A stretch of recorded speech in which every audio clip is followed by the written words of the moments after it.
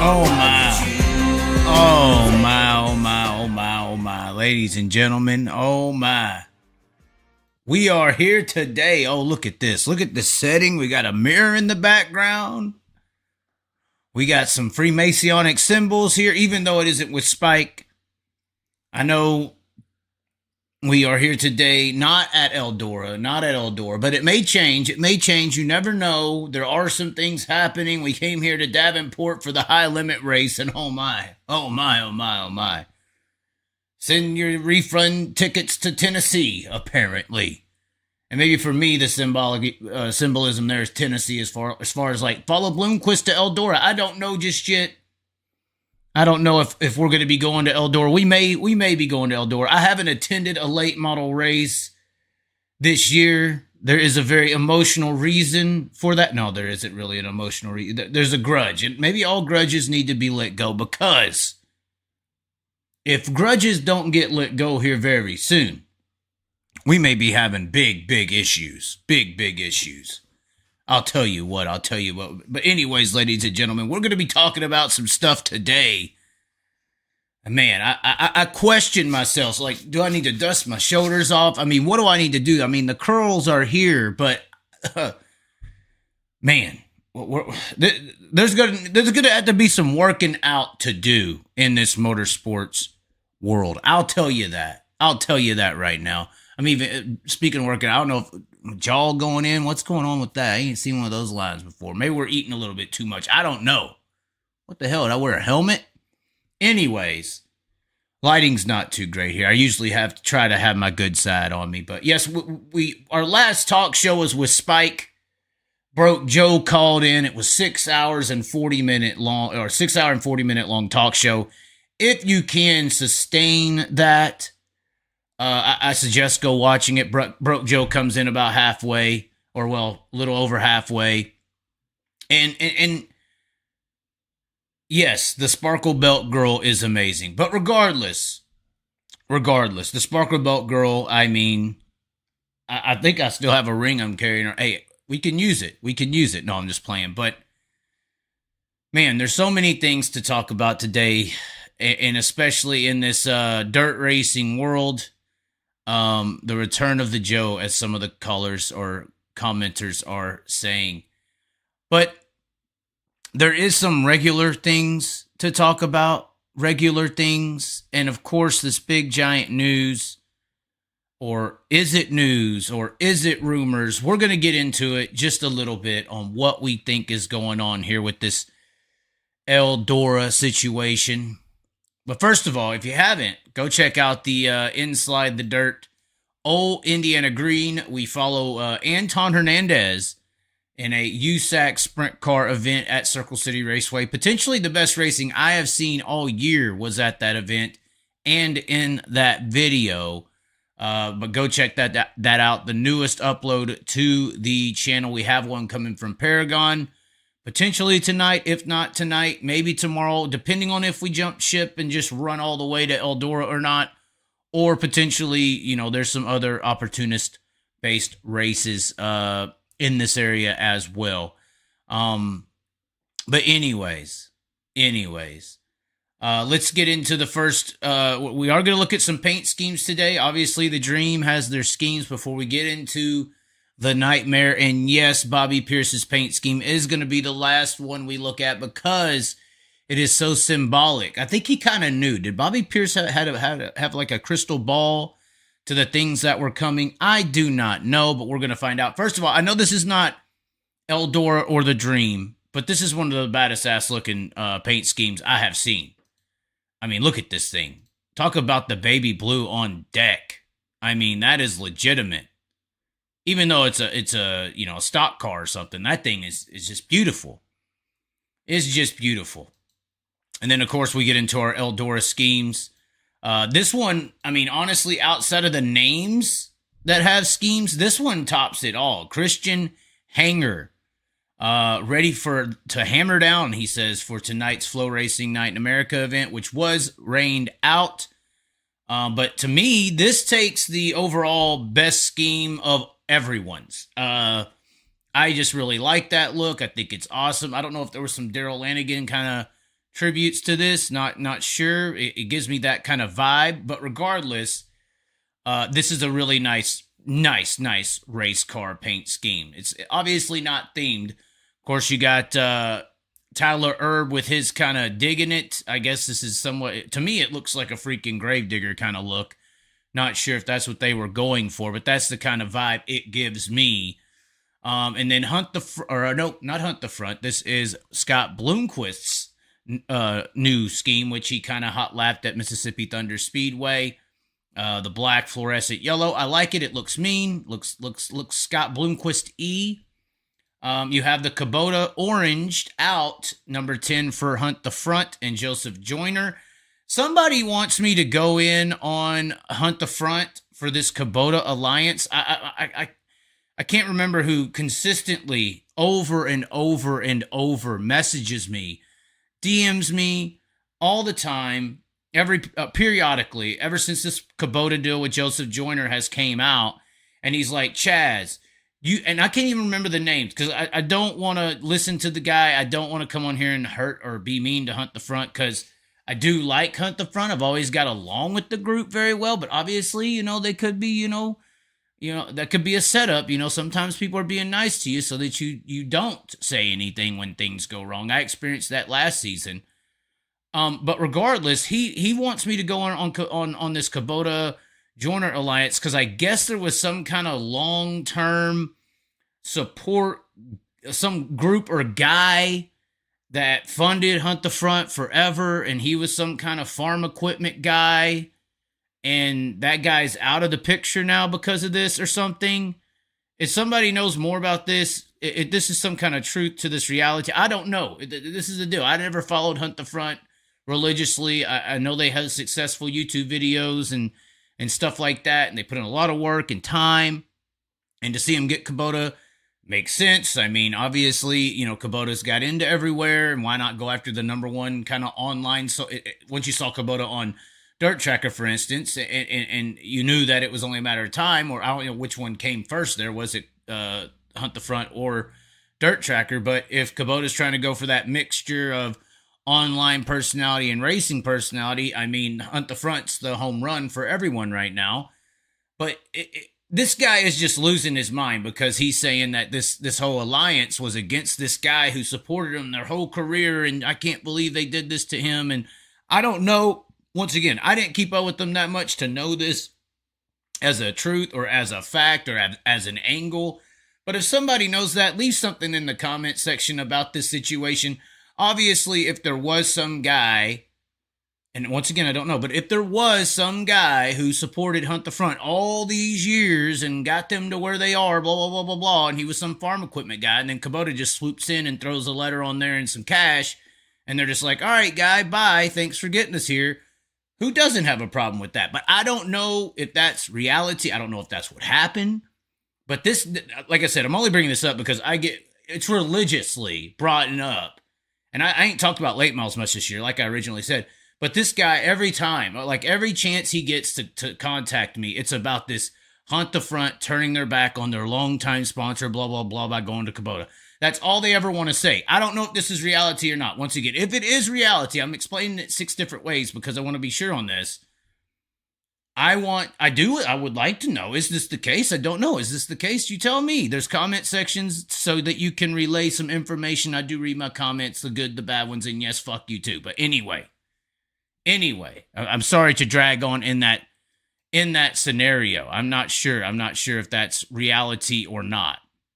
Anyways, on to the next paint scheme. Of course, the Smooth Operator is coming in with the Freddy situation.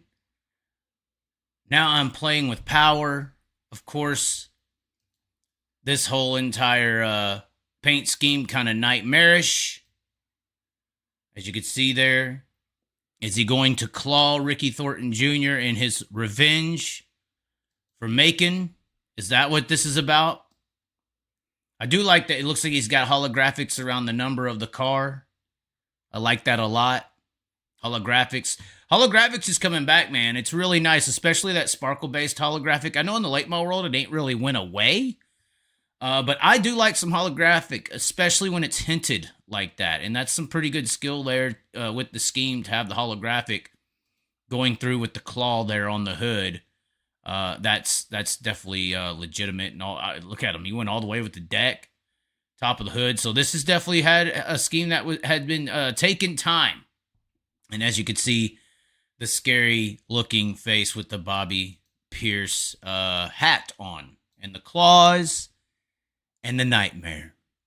And so now we turn to the most important news drop of the day. I know it's been 12 minutes into this thing, and I didn't want to just lead the show off with this because I got thoughts. I have information. I've tried my best to get to the bottom of the bullshit, and you all know what I'm talking about. But first, the most important Eldora news of the day.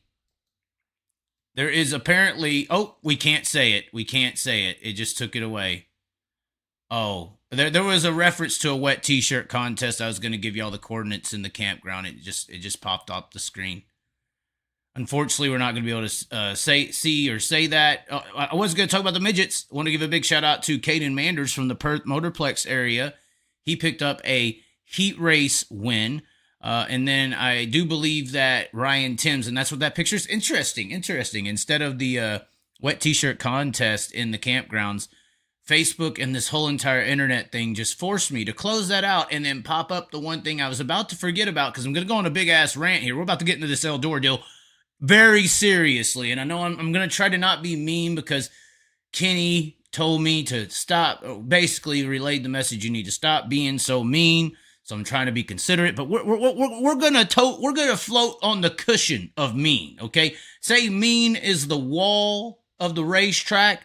We are about to ride the damn cushion right up on. We're gonna be Bobby Pearsoning the damn wall in this breakdown or trying to understand this meltdown of all of Eldora world history apparently today. But regardless. Shout out Ryan Timms winning the opening night for USAC Midget Week. It is Midget Week. There is a race at Eldora. I feel like this Eldora news was like the biggest slash promo. Is this Eldora deal, this news or not news? Sort of like how, there was this waiver deal with NASA. See, I wanted to go off on this, but everybody, all the fakies out there, and hopefully this isn't being mean, all the fakies out there wanted to run their damn mouth about a waiver all this last week. And after the waiver died, Errol McLaren really would like Kyle to come back. This whole, is Kyle going to run Indy again? Okay, so I got a NASCAR I got some people in the inside of NASCAR. Apparently this waiver situation with Kyle, oh my God, we're about to, apparently this waiver situation with Kyle. Sorry, I've been meditating. I've been praying to God a lot recently. Right before I go to bed and then touch myself and fall asleep. But I'm working on this. Been trying to get better at it. Apparently, according to the people I'm talking to, there was already agreements set in place before this Larson Indy 500 thing that if there was the potential need to use a waiver, that it was already agreed upon on both sides that they would allow one to be used. If he potentially had to use it in some kind of weird circumstance, with missing the Coke 600, for instance, it was already agreed upon before this whole shindig even kicked off. That one, okay, question mark. Although this guy's a reliable source, okay, question mark. But it is 100,000% a billion fact that this Larson deal with Errol McLaren is a two race agreement, a 2024, a 2025. When I talked to Larson's dad last year, this is what was discussed. He told me. I knew it at that point. I didn't have to read no contract. This is why I know this for a fact. So, all this stuff with this, is he going to race it again? And they dragged that out forever. And let's just say this waiver is a question mark. They dragged this waiver thing out the entire time just to create some kind of drama crap to because they don't have nothing else to promote. They don't have nothing else to talk about in NASCAR. You know, they and a lot of people said they used the waiver deal to kind of smolder the Stewart-Haas closing down situation because that caught fire so quick. And there's always been this kind of Tony Stewart versus NASCAR kind of underlying battle for years, it seems like. There always has been that kind of battle or not seeing eye to eye scenario. And if Stewart's headline of closing started making headlines in their domain, how do we float this or get this out of here? Oh, let's float this waiver thing out there. Will we or will we not? Even though we already have agreed to do that prior to all of this happening. Once again, question mark, not sure if that was the truth, but I mean, he's been right on everything else. So regardless, was it all for promotion? Was it all for attention? And then, even though this Eldora sold rumor may be 100% falsified, is it not? Is it okay? The late models have somewhat, let's just say it, nationally this year, outside of Ricky Thornton Jr. and Bobby Pierce's situation at Macon, late models, in comparison to the last 2-ish years, have taken a back seat as far as like conversational buzz on a weekly basis. They just have. It's all been talking about World of Outlaws versus High Limit and this, that, and the other. You know, that seems to be what's taken most of the headlines and been kind of more so the talking points, just in general dirt track racing talk. I've had a lot of late model and modified guys talking to me about High Limit and Outlaws and Larson and this and that and the other, just because of that topic that's been at hand. And sprint cars are starting to pay more money. And over the last few years, dirt late model racing has paid so much more. And so their events have been eyeballed more from the other side of the open wheel world on, wow, look how much money they're racing for. That hasn't been the case this year in particular. And the dream was going to happen. And, you know, some people, obviously the late model world is a very big event. It's a very big event. But did it really have that bow, it's Dream Week kind of feel? No, I mean, didn't it? To all sides of motorsports, it didn't. You know, you still had Midget Week, that was being taught, all this stuff. But when you pull out this Eldora sold question mark on Dream Week, what? Now everyone's paying attention to what's happening at Eldora. Is this the last actual Eldora race? Is this it? The Tony Stewart? Is this a response from the Stewart banking rolls to the motorsports world? I don't know. I'm not sure. Banking rolls is probably not the best word to be using, but is this a response in the marketing aspect? You know, Stewart-Haas makes headlines with closing charters. Okay, NASCAR don't like that. Let's float this Larson waiver deal out there in front of the public to kill the headlines on that one, so he can't have no control in the market for that one. And then all of a sudden, oh, you think so? Watch this. I'll just float something out there that my Eldora track is still. We'll kill your little waiver headline, even though y'all just closed it.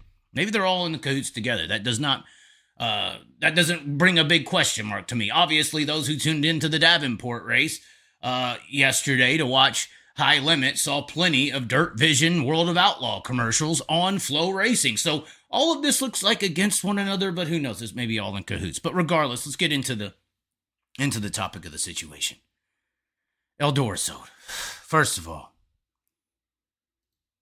this was what everyone was seeing, and I've talked to several sources, and this was the first place they saw it, and that was Velocity USA. Oh, Bad Brad himself, former associate with the Chaz here. When we were doing our Inside the Dirts, the ones I started the show with, you might want to tune in to see them. Bad Brad's page, maybe it wasn't Bad Brad, but there was a post put up on Velocity USA that had Eldora Speedway's logo with the post title of sold question mark. And everyone saw this. Everyone I've talked to about this, well, where did you hear it from? What? Oh, yeah, that's exactly where I saw it first too. Yeah. So, everybody's freaking out. I had people telling me World Racing Group's getting it. Flow's getting it. This was like right off the kick of the whole situation. They were like, that's who's getting it. This is who's getting it. And I was like, oh, hell no. So I got to start messaging some people and talking to some people like, what's actually going on? I talked to some people on the grounds. NASCAR guy, this guy, that guy, because you can find anything out, especially when it comes to these business movings and stuff in the background. This dream scheme You know, back to, is this about the promotion of the race? I don't know. Am I speaking in tongue right now? You know, the dream scheme. Back to the voodoo. You know, back to the voodoo. Once again, this show is a comedy show. Everything I'm about to say is a lie, not true at all. It's all in fun and jokes. This is all just a joke. So just like Kyle said, when I first started doing these videos, your page is a joke because I made fun of him or something for being short. All this is a joke. All this is a joke. So I go to digging, and at the end of the day, my consensus of this situation was, for one, it is not sold. Not sold. From my understanding, it is not sold or going to be sold. But once again, this is a comedy show. Everything I'm saying is a lie. But I have heard from a few people in not in the grapevine, but kind of like the Terrence Howard, in like the little, you know, the DNA of the situation or something, in the electrification of the scenario, in the genetics of the scenario. I have heard that this is potentially a situation where a group is going to potentially act like Spire did with Knoxville in the past. I don't know if somebody remembers this or if you paid attention much. You probably didn't, because it didn't seem like anything changed. But Spire Motorsports, yes, that NASCAR affiliated one. They got like two or three kind of Spires. I think they got a Spire Management Group and a Spire Motorsports and all this stuff. Yes, that same Spire. They were like, I don't want to say subleasing, but they were kind of managing Knoxville Raceway. I think it was for like a 4-year period or something like that. It was like that's where I met Kendra Jacobs, the person running High Limit. She was actually involved with Spire at Knoxville when that management group was running things. And they were kind of running Knoxville, even though they didn't own it or anything like that. And from my understanding, that is the potentiality of the scenario here with whatever is happening with Eldora. Not being sold, but there is a group that is going to basically act similar to how Spire did with Knoxville them years. So the track is not sold. That's not going to happen. But there is like this conglomerate style of a scenario. Now, that's not saying that people working there are going to be fired and there's this new group coming in. That's not the case. Most of the time, all the times these groups come in to acquire or develop a relationship with an established situation that has their own personnel. Usually they integrate and continue as business as usual. That's why you didn't really notice that, you know, Knoxville is being ran by this other entity or managed by it. But from my understanding and my talking aroundings, that is what's happening here. Now, once again, this is a comedy and everything I'm about to say to you is a lie.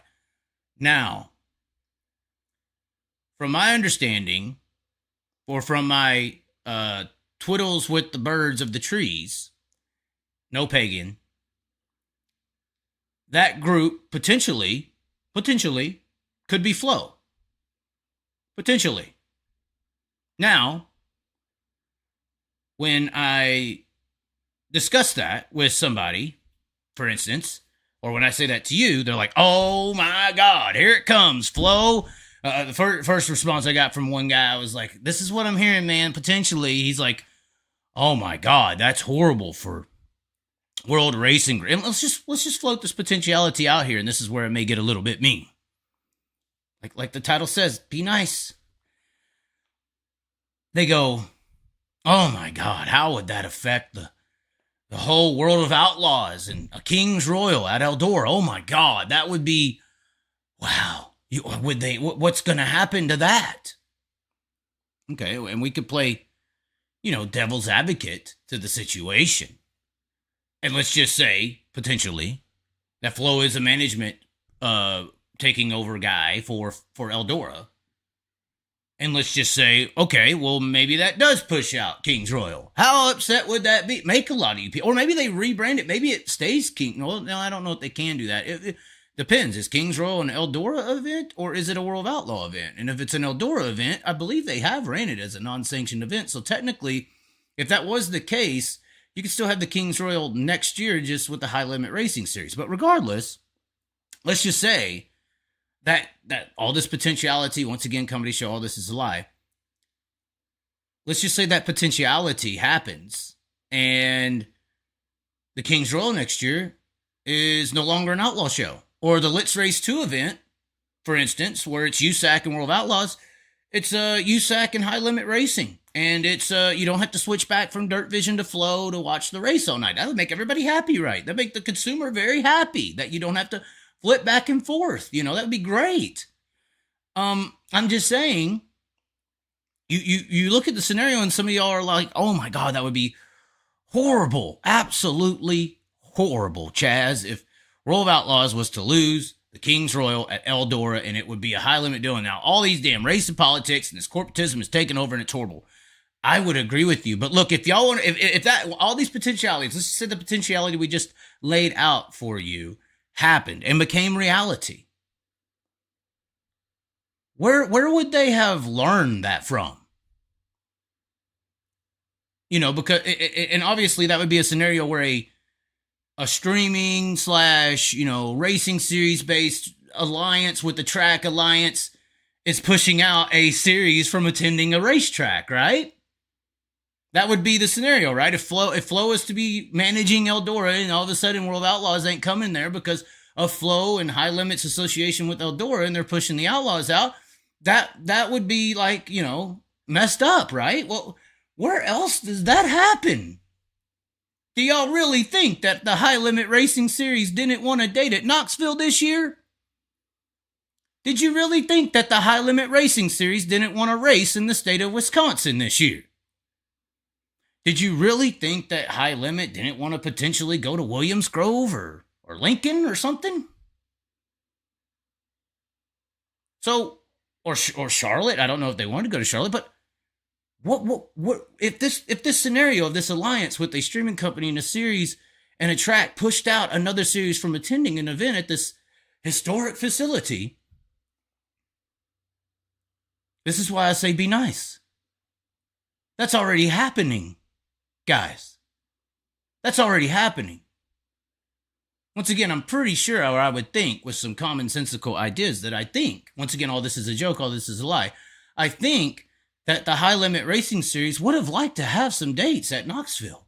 Would have liked to have some dates in these certain areas. But due to some streaming alliances with a series and everything like that and some tracks, they weren't. They aren't. So if that potentiality happens, once again, comedy, all this is a lie. If that potentiality happens where World of Outlaws is pushed out of the Eldora Speedway, if Flow becomes a management group, this nightmare scenario, this Freddy has arrived, that's already happening to High Limit. That's already happening, guys. And I'm sure, just like how I still think High Limit would be a midweek races series right now, if the Outlaws were able to run all 12 of those High Limit races last year, and then I think because they were the brand and our guys and this and that, and they stood their ground and played hard or whatever, High Limit and Brad, and they came out, all right, then we'll do our own national thing. Y'all don't want to work together. All right, fine. And I'm sure that once Flow and everybody sat back, and we all saw what happened at Port Royal with the pushings here and there. We all saw how that played out. And once again, I think High Limit would like a race in the state of Wisconsin. All-Stars used to go to Wisconsin, but I hear that's a very interesting tango of a situation as well. So, you have a scenario here where if Flow and everybody gets involved here at Eldora and starts pulling strings like that, it's almost just like going from the midweek series to the national series. Oh, you're going to do that to us? Okay, we need to get into the game. We need to align now with some tracks. We need to align now with some areas so that we have a form of self-defense. So when you pull these strings and shoot these bullets, we can shoot back. And this is the it's not CART IRL level, but hey, maybe in today's social media realm where you can talk about it and have news and buzz on the click of a dime like you are today, maybe a CART IRL split back in the 90s, if it had today's social medias and interactions and buzz making machines, it would potentially have been beneficial for them back then to have a split with all their scenarios. But in today's world, I don't think it's harming this scenario or the sprint car world as much, but this drama that potentially has stirred up, I don't know if that happens. If you could see, if that was to happen, once again, all the lie, all made up.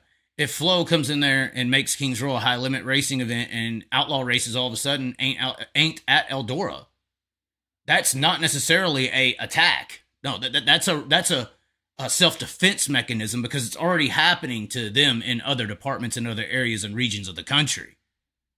Right now, it started out that way. So they're like, all right, we got to load up or we're just going to get ran through.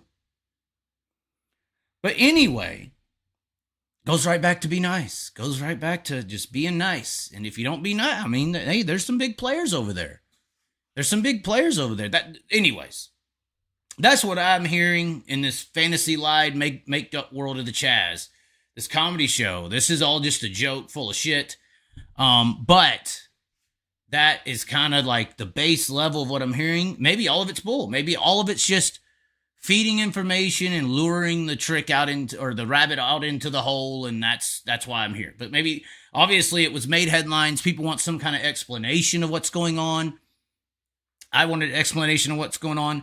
This is the best possible explanation that I could have conjured up from everything that I have absorbed in information today. But once again, worst case scenario, like the guy was saying, oh my God, King's Roll, this isn't right.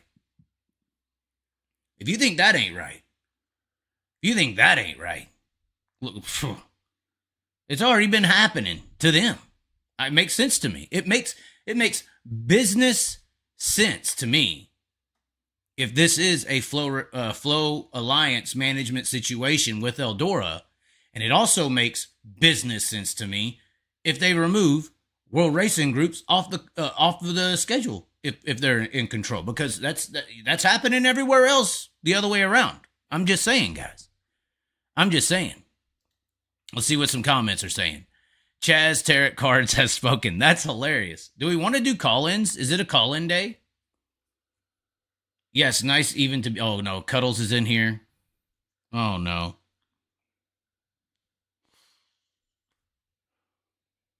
Florida, laugh out loud. All-Stars used to race at Volusia in February. High Limit wasn't invited. You may be right. Not playing nice. Exactly. Do you think that High Limit wanted to go to Volusia? I'm pretty sure they did. I am stunned that High Limit wasn't at Alltech this year. I think that's a 410 sprint car dream track. Maybe some safety conditions. I'm not sure about that. But case in point, they started this once again, started off mean with the whole idea of the midweek series. Start off mean. Continued to be mean. Then, okay, mean. All right, we're going to respond. Responded. Mean. Don't put them here. Don't put them there. Port Royal, right? Like how you just said, Volusia, you're off the table. You can't come here. You can't go there. Wisconsin, where's the Wisconsin high limit date? Oh, question mark. Maybe there was some discussions had there as well. Promotional groups, stuff like that. So if that scenario plays out, if Flow aligns with Eldora and they kick World of Outlaws off to the curb at the Eldora Speedway, makes sense to me. Just saying.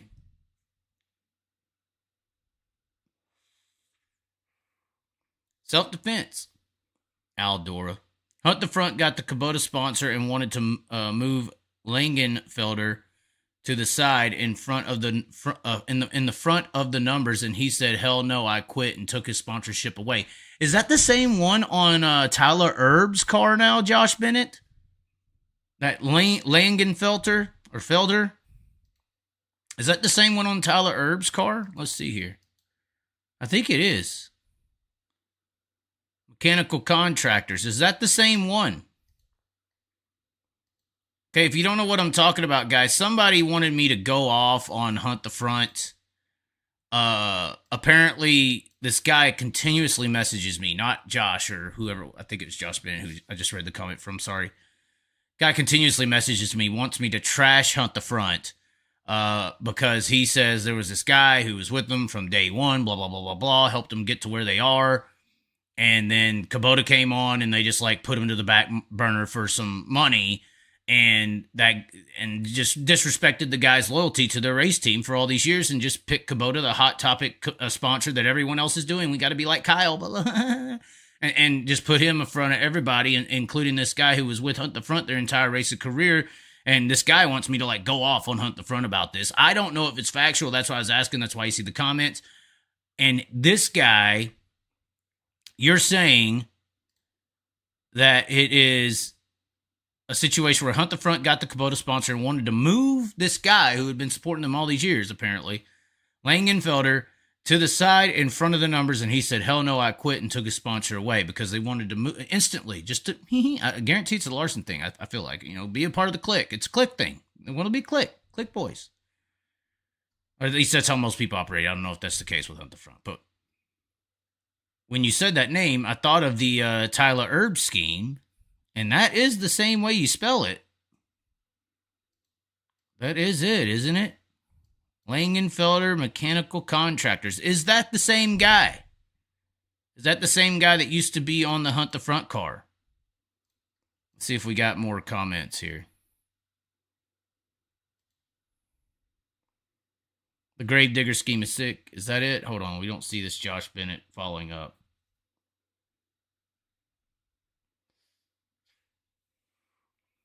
The two series are making Outlaws soft and High Limit soft. Not enough top runners in either series. This year's races have been great, but could have been better. Play stupid games, win stupid prizes. They are a cancer to the sport. Who is the cancer to the sport? I just want a new clone engine over here. Eldora is an event track. Are the late model shows sanctioned events? I don't think they are. I believe they are dirt car sanctioned events.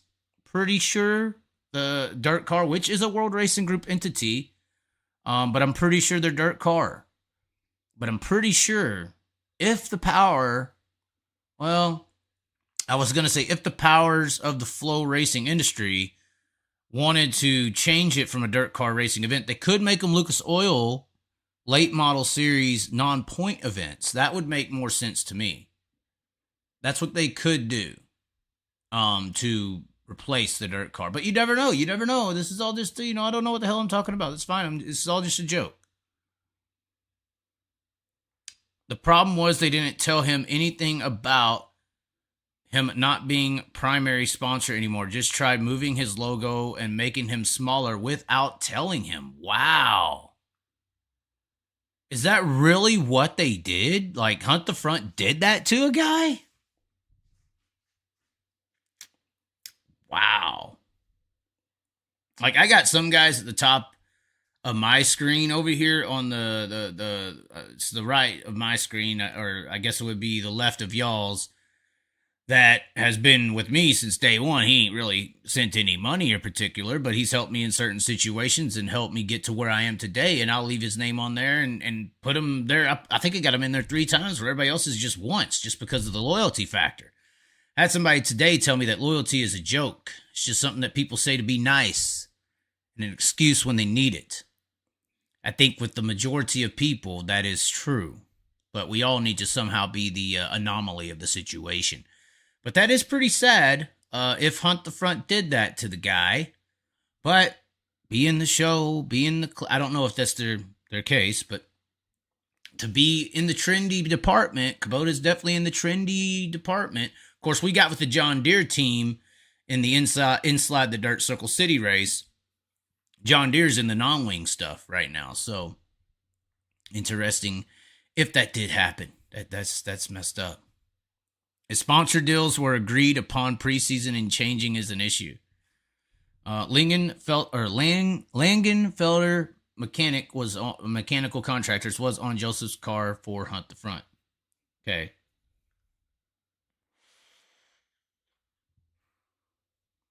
They said that is the same sponsor. I'd take all that with a grain of salt. I agree. I don't know what you are talking about. Are you guys part of the LGBT community? If you got RC Cola and Coca-Cola wants to jump on, 98% of people ain't saying no. Don't you think you should tell RC Cola what they think? Tell RC Cola, hey, here's what Coca-Cola wants to give us. And then at the same time, that loyalty factor should play a factor. I mean, I know that money over morals is the trendy fucking thing to do in today's society. Oh, money over morals and righteousness is real. The hell, I've been cheering for the other side. Trust me, that's why I'm over here like, hey, links in the description to join the support. Because I've been saying no to the money and picking the morals.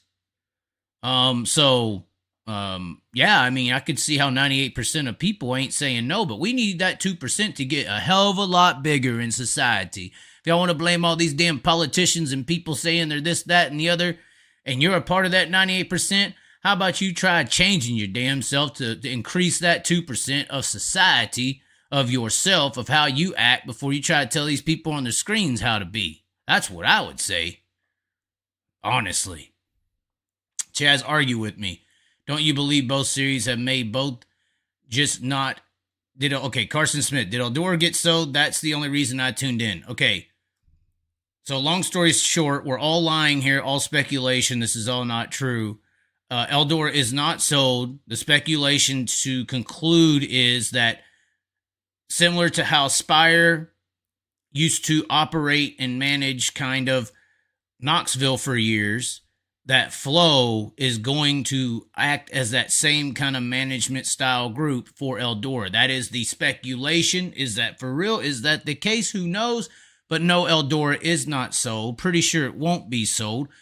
But the potential slither of truth in the situation is that Flow could become a management group of the facility. That is what I'm hearing. And yeah, some people are saying, well, that could threaten Kings Royal and World of Outlaw dates. Okay, well, that's what World of Outlaws have been doing, already. I'm sure High Limit wanted to go to Volusia. I'm sure High Limit wanted to go to Knoxville. We obviously saw the situations with Port Royal and the situation there. In my opinion, if all this I'm talking about is true, and they use that alliance with Eldora to combat World Racing Group events at Eldora, okay, well, they learned that play, they learned that scheme from the World Racing Group, and they're making these moves not as a form of an attack, but as a form of self-defense. That's how I would see it personally. That's how I would see it. When the Chinese start buying all the dirt tracks, remember you heard it first on the Chaz. I heard that there is Saudi Arabian money actually in the Flow entertainment spectrum, but that's fine, I guess, right? That's where all the boxing is located. We'll see if they go to the petrodollar or not when BRICS becomes, which we talked about BRICS 6 years ago. Hell yeah, thanks for answering your badass, Chaz. Don't ever apologize for being you. Once again, I don't know if this is 100% fact. This is all speculation. This is a comedy show. I'm lying. I have no idea what I'm talking about. Screw it. Let's have some talkers. I'm tired of just sitting here on my own. So once as we answered that, we went down from 196 to 158 viewers. If you want to talk about this scenario with the Eldora Speedway, or anything, if you want to talk about this Hunt the Front scenario that just happened, that is, apparently a news to everybody's ears, go ahead and call the number on the screen. Let's hear some fan sound off to this scenario or any scenario that you want to talk about. That is the number on the screen, 515-298-7691. We're just at 45 minutes. I would say 15 minutes of calls, but we know it's going to last a little longer than that, don't we? I almost look like the Freddy in the paint scheme, don't we? Is that how he looks? Hold on, let's see if we can get close in this light. I have the light kind of low. Don't we? Is that how it looks? I'm curious. We do have a caller. I think we have a caller. And the caller's ended. Hello, are you there? Hello. We have answered your call, and you're not talking. Okay, we'll see. 513 call. We'll call him back. Okay, we're calling him back, ladies and gentlemen. Let's see what happens here.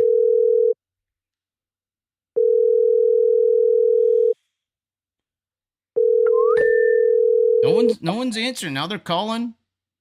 Now they're answering back. All right, we'll give it one more chance here. One more chance. I got some people calling, but I'm not answering. Maybe somebody wants to bitch me out and say, "Oh, you're lying." Maybe it'll be Michael Rigsby, you effing fat guy who's always mean. Maybe that's what'll happen. Hold on. We'll try calling this 951 back. We had a 951 area code call. We're ringing you. Hello. What's up, Chaz? Well, what is this? Who is this? It's Dave Butler from California. Oh my, what's going on in California now? Are you talking about this Eldora deal or what happened? I walked out tonight because it got rained out. Then I watched the midgets and the sprint cars tonight. It was a pretty good show. Mm-hmm. I went to Ventura last Saturday night. The jug, the fucking show out bigger than shit. All right. Is there anything you want to say on this topic in particular? We did have other callers, so I was curious. I watch The Hunt to Find all the time on YouTube. Right. It come down the sponsorship. They had the old sponsorship. They didn't want to work. They didn't want to. What I understand for Hunt the Front, the guy didn't want to work with them on the sponsorship. You can't come to agreements. Well, that's because it sounded like he wanted to move their logo from the main sponsor area to the front of the sponsored area. That's what I heard, too. They wanted to put him second fiddle to Kubota, which, I mean, I could understand. Is he a Kubota guy? I mean... Yeah, and then the Kubota gives well, I understand they get him $1 million a year for sponsorship. I don't understand. What do you mean? You got $1 million sponsors from the Kubota deal, $1 million sponsorship a year. That's quite a bit of money.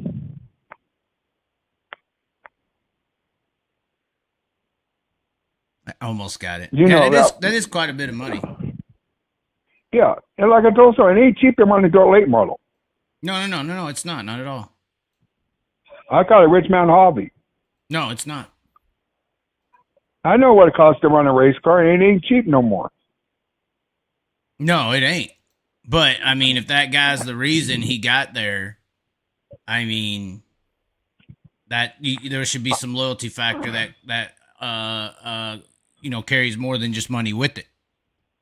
Yeah, I watched the Hunt Fund when they first started on YouTube. All right. Do you know how many millions of dollars it was? I don't know. All right. And when I first started seeing them on YouTube, I seen them went from the dad's garage to the back of their yard, and now there's shop to now to the big shop. Well, but that's what these people are upset about, is that they're saying these son of a bitches got all that way because of this guy over the years and the years and the years, and that guy shouldn't be put second place to Kubota. I agree on that one. The guy's been with you for 6 or 7 years. That's pretty good. Yeah, I mean, I just went up. Look, I'm looking at their old paint scheme. It says Langenfelder on the car. Langenfelder's been with them for about 6 or 7 years. Yeah, so that's about how long it's taken them to go from their, trailer park or whatever to where they are today. Yeah, I think that would have carried something with it. I watch them every time they go on YouTube. I watch them all the videos and all. They started from the back of their yard in the parents' backyard, and they're up there they are now. I'm actually going back trying to see when this Langenfelder became involved. I think 6 or 7 years. He wasn't on their 2021 Eldora or Bristol scheme. He wasn't on the 2020. Maybe it's a misconception here on how long this guy's actually been involved. Let me keep looking. Say probably 3 years, 3 to 4 years. I'm seeing Colin Davis law offices. Hold on, let me get this scheme up here, or this. I'm looking at, this is 21. Let's see. Okay, so Langenfelder, September 2021. Let's see if that's September 2021. This is September. Yeah, we're seeing it on the car in September of 2021. See, but before that, okay, there's August. It was there. August, July. I don't see it in July. See, No, it had nothing on it in March of 2021. There's nothing on the car. The slinging filter's not on the car. No, he comes in off with them all the time. Yeah, see, that's when I talked to him. Was here. Yeah, I remember when they talked to him. I mean, you can see sometimes the sponsorship's there, sometimes it's not. Yes, I don't know about this 5, 6, 7 year claim that everyone's saying though. I see him going back 3 to 4 years. Let's see. I'm not seeing it. You're seeing this Colin Davis Law Office. That's been with him for a long time. Yeah, see, that's 2020.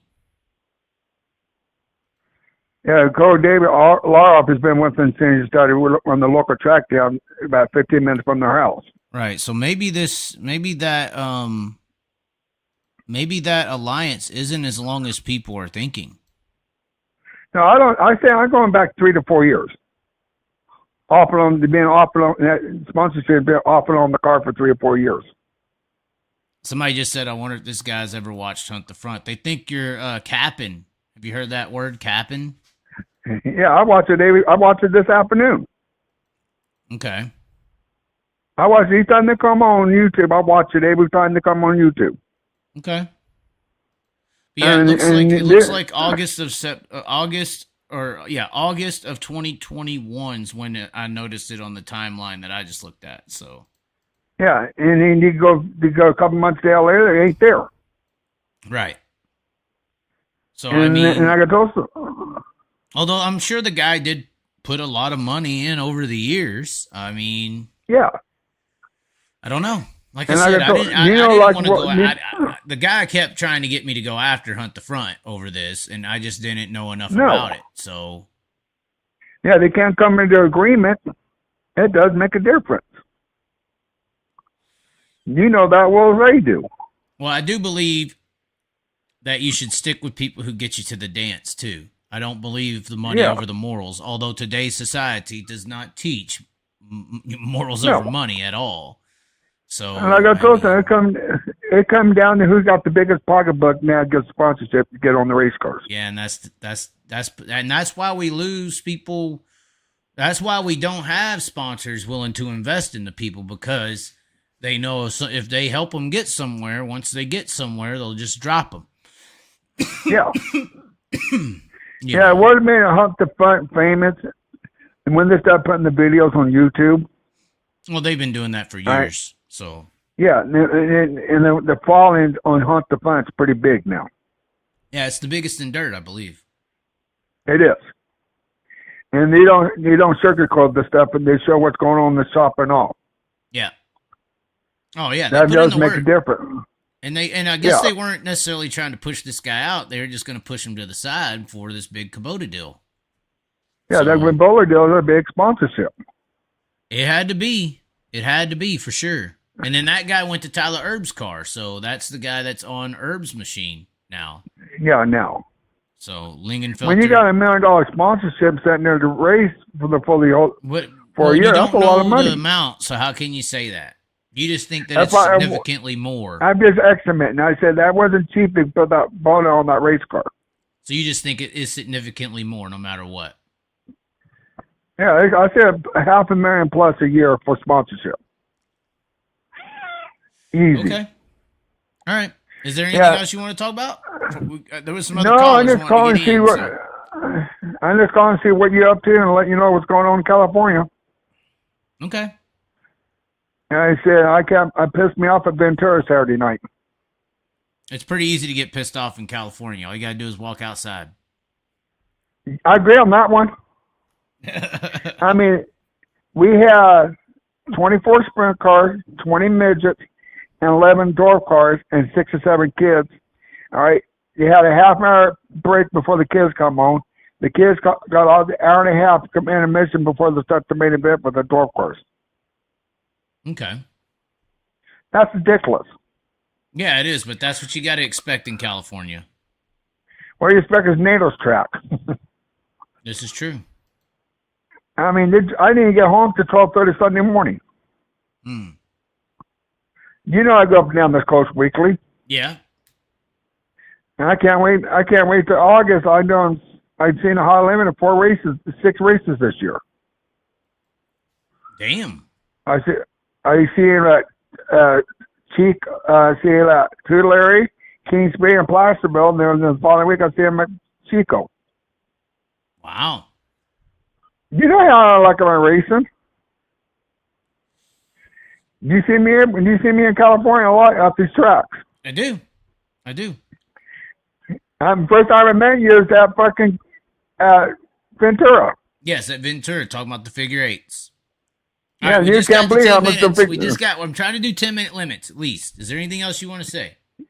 No, I'm just letting you know what's going on here in California. I'll keep you informed. Okay, well, it'll be interesting to see what happens when High Limit gets out there. Yeah, I'd like to see what's going to go on. It is going to be funny. Alrighty. Yeah, want to have me? All right, talk to you later, Chaz. Alrighty. Sorry to push you off. Bye. Bye. Bye. Oh, dang, right as we hung up, we got a call like on the dot. Hello. Is this Joseph Joyner? Hello? Hello. You are there. Hey, sorry about that. I didn't hear you for a second. Yeah. I was going to talk about the two things. The Hunt the Front situation. I was kind of curious if they did like a contract deal where like they, sat down with them and said, hey, you do this much and we'll put you there for so many years. And then Kubota came in and did whatever, and then it kind of would be like shady that they, undermined their contract with them. But then again, I'm guessing, kind of how dirt world works. I guess people just go by the mouth of the word, like, hey, I'll do this if you give me this much money. Right. So I don't know the whole details. I just know that Hunt the Front said that they, wish him well and they just stepped away from it. So if they did do that, I could understand being mad at them. But I mean, it's always been kind of like that thing when you start going to those bigger guys that, so much money is going to go so much far for them because stuff's just getting outrageously expensive. Well, and like I was saying, people, it seems like there's been some slight exaggeration to how long this guy's been involved with the team, because the general consensus I heard is just like the last caller, 6-7 years, but I'm not seeing that. I'm seeing September of 2021's or August. Yeah, September. It looks like they came on for the World 100. The World 100, but the name's not on the car in March of 2021 at Bristol. So yeah, I want to say that I only kept up with. There's only one that I remember that stuck out because they bought them that J. Dickens motor. Is that law firm? I think that's the one that bought them the motor for them to go bigger racing or whatever. It was when they got that J. Dickens engine. It was their first big super late model engine, the wide bore. Right. But they officially got that. But the law firm was the one that paid for it. And then Langenfeld came on, and I don't remember which video it was. I remember he bought something for him, but I don't remember exactly what he used to help pay for or whatever. Right. But he obviously had to help a pretty damn large amount for, them to, put him on that main sponsorship part of the car. So it couldn't have been nothing. Yeah, I don't know if I like the. I wish they probably would have been a better idea. Even though Kubota is doing all the buying, you probably could have reached out to him. I would at least finished out the season like it was, and then talked to him over the off season. And if y'all couldn't come to terms.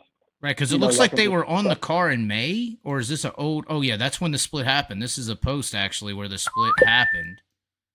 Yeah, but when the split happened, that's when everybody started guessing with Kubota, because obviously with Road Tracker getting Kubota and High Limit, I knew eventually they were going to make their way over to. Well, and Kubota was just tossing money to everybody who would put it on the car, or the big players, any big player they could find in dirt, they were getting involved.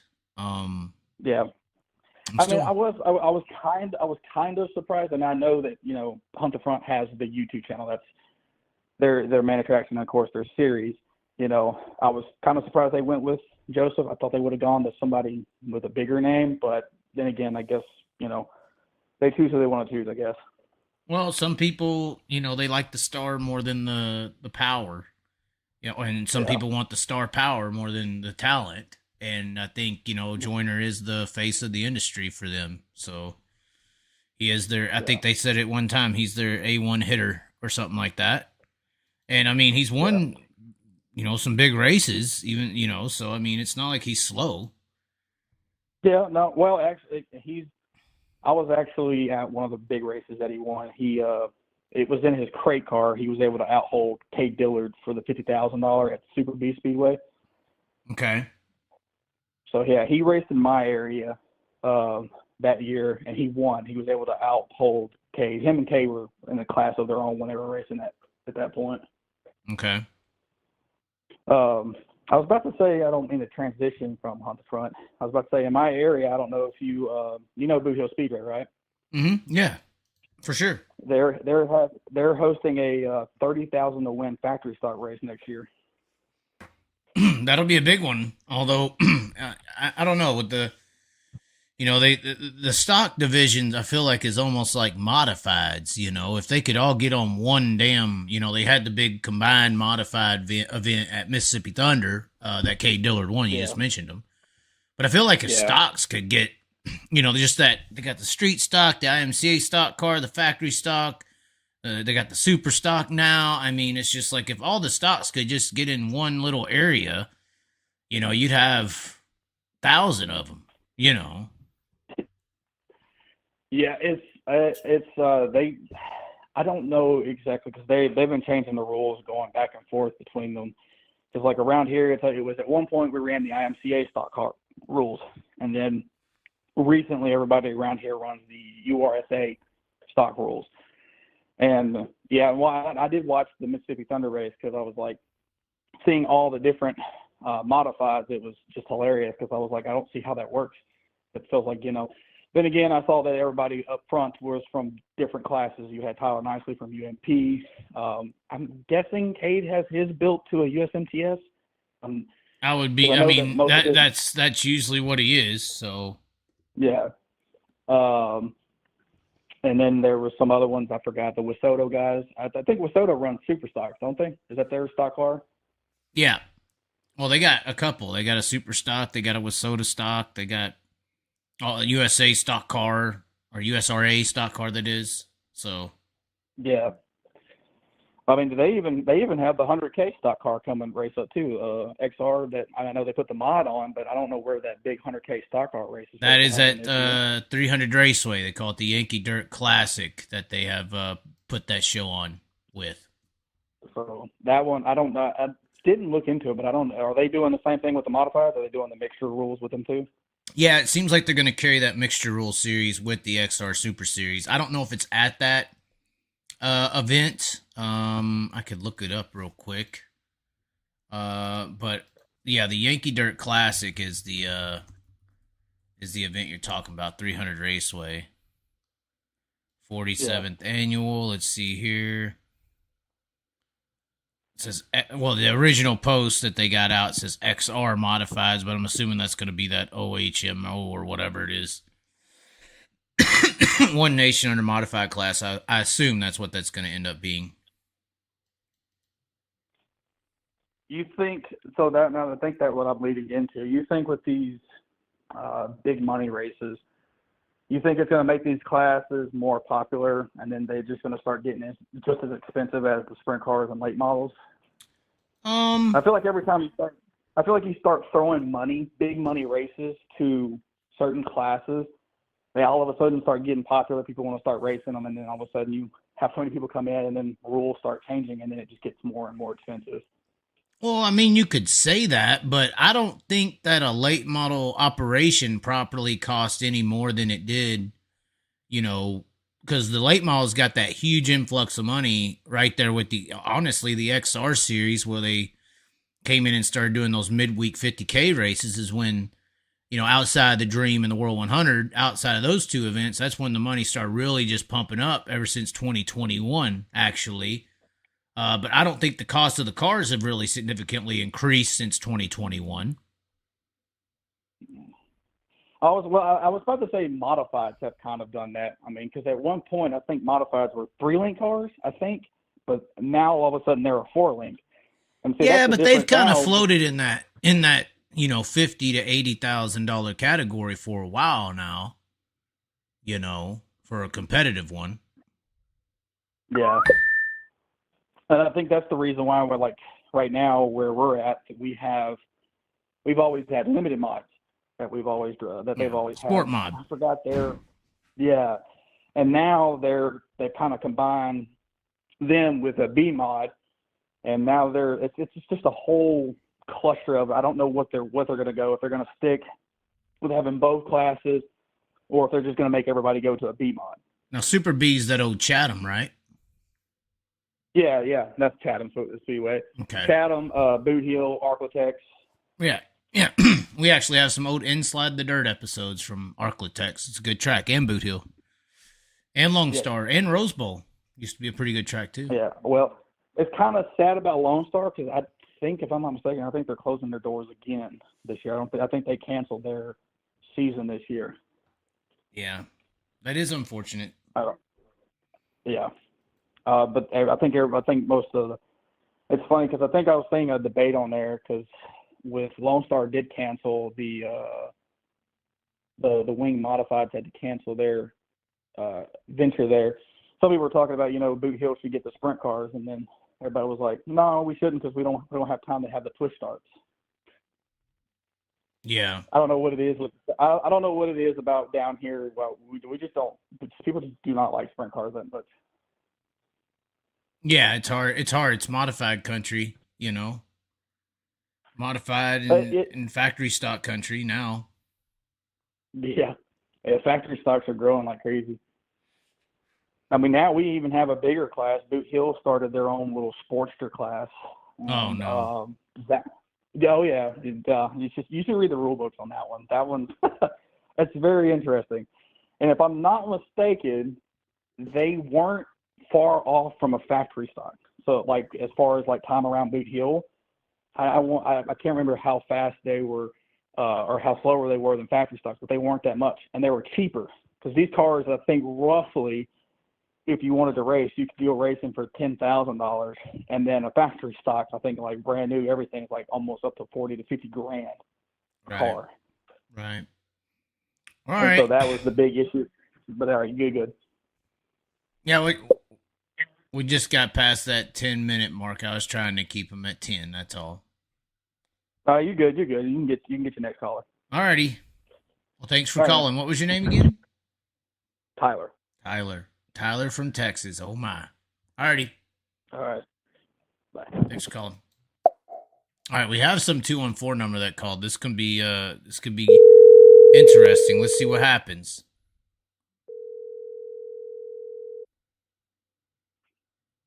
Hello. Yes, sir. What's going on? What's your name? Where are you from? I see 214. It's got to be Texas. Yeah, I'm Todd. I'm from Dallas, Texas. What's from up? your neck of the woods. Can you hear me? Yes, sir. What's going on? What's up? Oh, let's talk about High Limit versus Outlaws. Oh, no. Is that a good talk? I'm TMT 598 on there. Okay. Yeah. So is this concerning the Outlaw or the Eldora situation then? No, it's not concerning that. Okay, what is it concerning? It's concerning the split.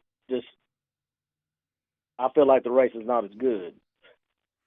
I feel like the split is hurting the sport. Well, for the Outlaws, it definitely has. I feel like High Limit's put on some good races. Yeah, but what's up with the dry slick with the High Limit? Just dusty. Well, I think that dry slick tracks usually race better with wing cars. Yeah, but the dustiness is crazy. It's like, don't see outlaw tracks like that. Well, but I think that's also why you see boring outlaw races. Outlaw races don't get racy. I mean, I ain't ever seen a bad race in the dust. It may be hard to see it, but it's if you squint your eyes or wear your glasses, it's still a hell of a race. Yeah, yes, sir. Yeah, I just feel like the two series are splitting up the competition. Well, maybe You know so. what I mean? That's, I mean, So now you got about 5 people in each series that can get up front. yeah, You know that's what I true. mean? Yeah, Versus before you had, because when it was the All Stars, that was most people went to World of Outlaws. The All Stars were the B series, but now High Limit. it's trying to be that A. Yeah, it's trying. It's doing a good job. They got a good roster. You know what I mean? Well, they probably have a little bit of a weaker roster. But I don't know. I'm starting to lean. I'm an Outlaws guy. I support the Outlaws, but I'm starting to lean towards the High Limit rosters a little better. well, I mean, you got 3 solid guys, or 2 for sure, in Gravel and Macedo. I mean, you got Shots too. You got Hodenschild. Hodenschild's hit and miss. I think Kofoid's better. I mean, you saw Kofoid showed up to Kokomo, almost won the race first try. Yeah. Kofoid's always top 3 for sure. Yeah, Kofoid's better than credit's being given, but yeah, I agree with that. Kofoid, he's an up and comer. Well, but do you really? I think Kofoid's better than a Corey Day, for instance. I agree, because he's always up there. He's always the very front. Versus Corey Day, he was great beginning of the season, but now he's kind of fallen off a little bit. Yeah, he's a short track ace. You get him on a big track and he struggles. Yeah. So I mean, we'll see. But anyways, it looks like some guys got some inside Eldora. What's your opinion on this Eldora situation? If it's if Flo takes it over and they kick the Outlaws to the curb, what do you think? I don't know. I mean, Outlaws did it to them. I'm sure High Limit wanted to run at Volusia. Yeah, I mean, if they can do it, I guess kudos to them for being able to give them enough money to let High Limit take it over. You know what I mean? Right. Yeah. I mean, it's all about money. It is, and Flo's got it. Flo got the money. I tried to tell him be nice. I don't think I don't think you'd have a split series if the Outlaws would have let all their drivers run that 12 race midweek series. That's what the Outlaws need to do. Why are the Outlaws limiting their drivers? Just let them go. Let them do what they want. Well, it's too far now. It's too far gone. Yeah, I know. You're right. It is. It's too far gone. They had the option, and all this stuff that Flo and High Limit are potentially doing is reactive. It's not actionary. It's reactionary. Yeah. So the Outlaws should have just gave them freedom, just like High Limit gives their drivers freedom. Mm-hmm. It's better for the sport. Yeah, in my opinion. All right. Well, thanks for calling in, I guess. Yes, sir. You know, Devil's Bow is not sold, right? Is it not? It is not sold. It was sold, but it is not anymore. That's actually breaking news, but they don't have any ideas of putting on another race. But the original seller that was taking it did not end up taking it. So, but apparently they have another buyer already lined up. And to run a race, they would have to go through all kinds of inspections and things again prior to selling again. So they're not planning on doing any more races. They're just trying to market it off, which makes sense, I guess. They had their one big last race, but I mean, East Bay was the king of saying it's our last year and banking every single year. So, yeah. Well, it was good while it lasted. That's for sure. Yeah.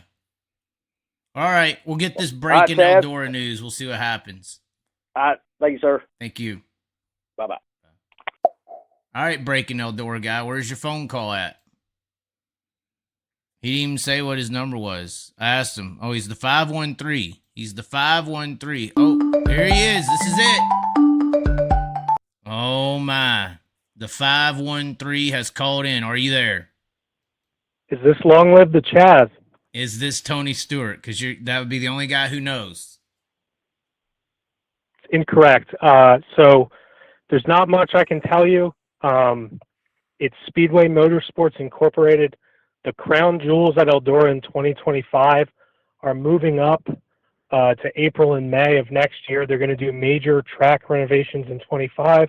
By 2026, it's going to be a Cup Series ready facility. Well, I found this to be complete lies. Everything that caller just said and hung up, by the way. I'm going to block this number now.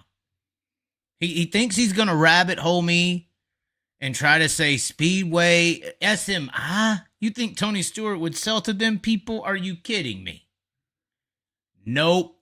Not buying it. If y'all want to buy that conspiracy theory, y'all go for it. All right, we're looking for a real caller. Not someone trying to send us down an unbelievable fantasy. Did y'all hear what that guy said? This guy's insane. This guy is illogistical. All right, numbers on the screen. 515-298-7691 to talk about we talked about the Joseph Joyner deal with the Kubota. I don't know if that's true or not. You know, apparently people were saying 5-6 years. We do the research, it's only 3. People are claiming millions of dollars. It's down to $500,000. Our speculation that Flow may be taking over management size has now changed to Speedway Motorsport. The caller said to reinvigorate. The caller said that Speedway Motorsports has bought NASCAR. All the dirt races are moving up to April, May next year. And then they're going to renovate the facility into a NASCAR-ready Cup Series facility. That is not happening. I'm sorry. It's not happening. Never going to happen. Somebody said that was Kenny Wallace. Probably. No, it wasn't. It was not Kenny Wallace. What is 513's area code? What is it? We can kind of figure out where the guy is from. Let's see here. Cincinnati. 513 Cincinnati. We think that Cincinnati knows what's going on? I don't think so. They can't even keep a quarterback on the field, guys. We ain't got no more callers. Nobody wants to call. If that's fine, I mean, we could call it a show. I pretty much said all I need to say. Somebody said, I believe the caller, he sounds like he knows dirty sprint car racing. Wow. That is next level. Next level. The Dream Scheme. That was a good number or name for the situation. Burroughs is a good QB, yes, but they can't keep him on the track, y'all. Sell is done is just the beginning, or is just being announced. It's not sold, guys. Eldora is not sold. Let's see, did we miss any calls? It doesn't look like that we missed any more calls. This looks like the ones, that's it. So I guess that's it. Upcoming schedule for the Chaz. All right, we're closing the caller in 3, 2, 1. All right, calls closed. No more calls. Upcoming schedule. I don't know, guys. We were planning to do Davenport, and then we have big question marks. The question marks have not been answered. I wanted to do Ohio Speed Week. I wanted to do this. I wanted to do that. I don't know. There's a Rice Lake Superstock race tomorrow. I might go up to that, but it's got weather threatening it. There is a Smoky Mountain late model race next weekend. I was trying to figure out where to go for Huset's weekend, but I might go. Apparently there's the Firecracker 100 at Lernerville I've never been to. That's the same week as Huset's High Bank National, so I may do that. I don't know. It's up in the air. It's wherever the wind goes. If you want me to go somewhere, there's a PayPal and event mall link in the description. Wherever the I don't want to say wherever the money takes us, but in my position, that is where it is. And if it comes from regular people, hey, that's how it goes. Head up to Ogilvie, then to Huset's. I will not be visiting the Huset's Speedway or Jackson Motorplex ever again until I get multiple apologies from multiple people involved with the Speedway, which will never happen. So, regardless, I apparently a wild party at Lernerville. I am not against Lernerville. And that would be interesting. Chaz, are you moving to PA? No, I've never had. I had thoughts of maybe moving to PA, but it just didn't work, guys. And PA just is not going to work. Might go back, but won't happen. Smoky Mountain, nice this time of year. I know, and I haven't done late model stuff this year, and I was talking to some people about it. I think I should do some late model stuff this year, but guys, honest truth, I'm tired of seeing double digits at the end of my in my bacon account at the beginning of each week. I'm having to dig out of double digits right now, guys. It sucks. It's not cool. And I'm having to do a lot of work to do that. That's why y'all don't really see me on here talking much, is because of the work I'm having to do off of talking, off of just sitting here talking to you guys or telling truths, because truth telling's been putting me at double digits in the bacon account. So trying to do other stuff and this to, make it to where I still can tell the truth. But once again, said this before in my shows, sponsorship, money, and I would say deception, covering up, gatekeeping, bunch of stuff is on this side. And I guess over here as well is nice. They call that nice when you're gatekeeping, when you're not telling the truth, when you're seeing something that's wrong and you don't say anything. That's being nice, and money's over there with nice and all that shit. And then on the other side is this, the truth, reality, saying it like it is. Spade is a spade, but there's not a lot of money over there. Somebody just said we would still follow the channel if you had a full-time job. I would love to. Well, I mean, that's basically what I've been doing is making a full-time job out of every other second of time that I'm not in front of this camera.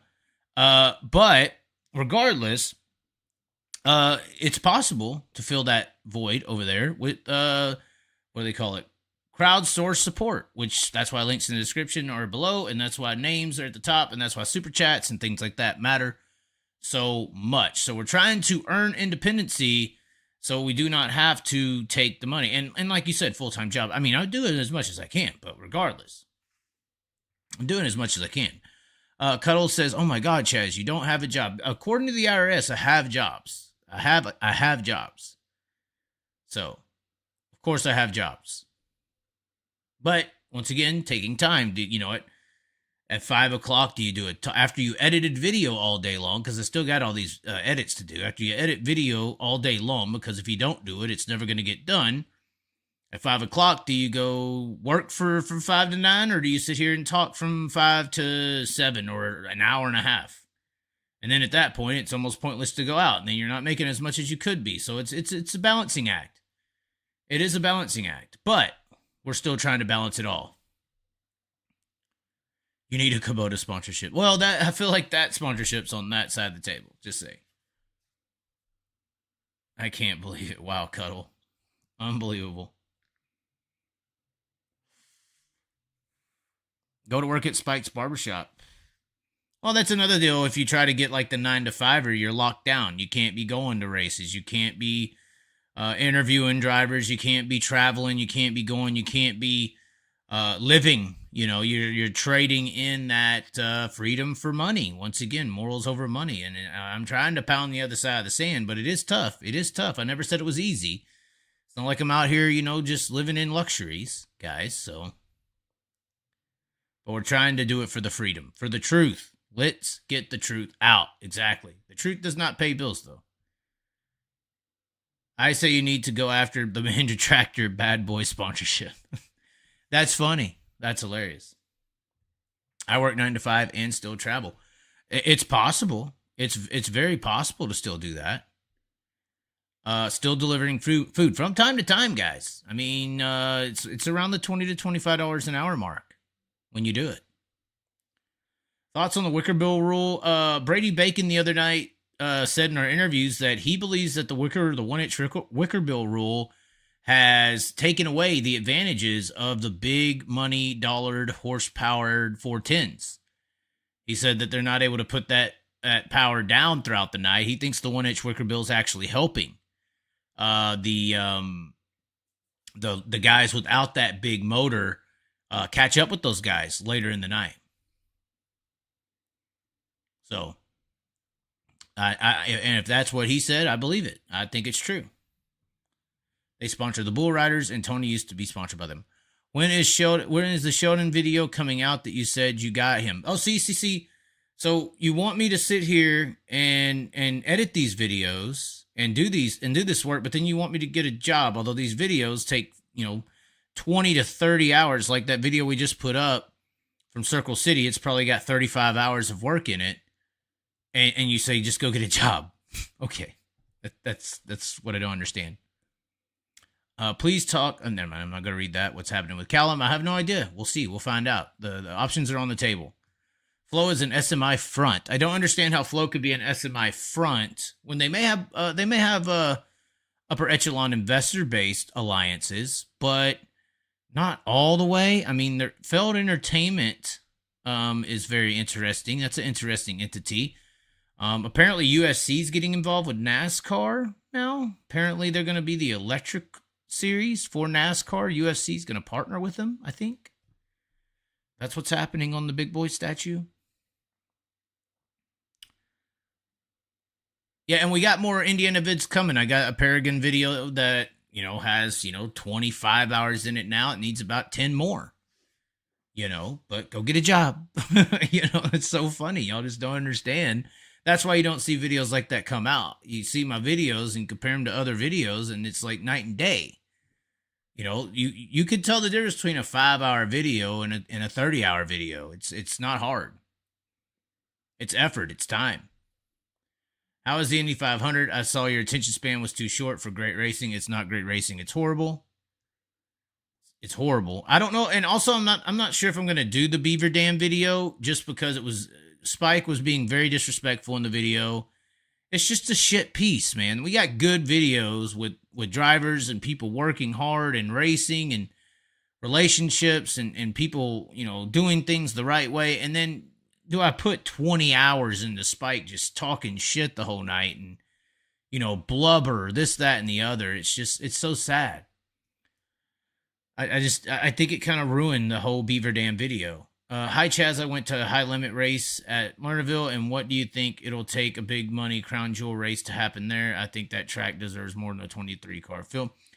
You have to put in a lot of work, and you have to have it at one track for several years and pay a lot of money. I don't know if Lawrenceburg has the investment group willing to do that.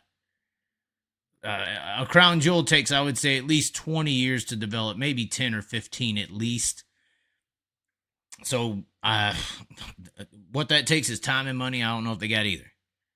Donald Trump is going to be at the high limit race in Tulare at Little Outstop on his campaign tour through Cali.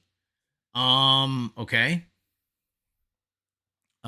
Trump owes like 3 venues hundreds of thousands of dollars. Like, he hasn't even paid these people on his campaign tour. So apparently he agreed to lease facilities to host these campaign events, and he hasn't paid the bill on them. But I don't know why that. It doesn't matter. Sprint car drivers are more talented than cup drivers, but what about F1? Thoughts? It's different. I would say F1 is the pinnacle of road course racers, and sprint cars drivers are the pinnacle of oval racers. That's what I would say. That's my opinion. Although, I think you could potentially say, to be fair and honest and nice to everybody, we could say that F1 is the pinnacle of asphalt road racing. We could say that, probably NASCAR is the pinnacle of asphalt oval.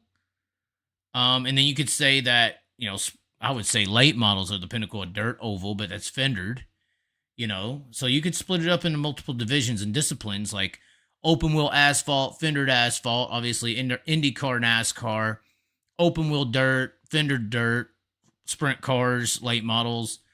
And then honestly, asphalt road, dirt road, because those fucking World Rallycross drivers are bad to the fucking ass guys.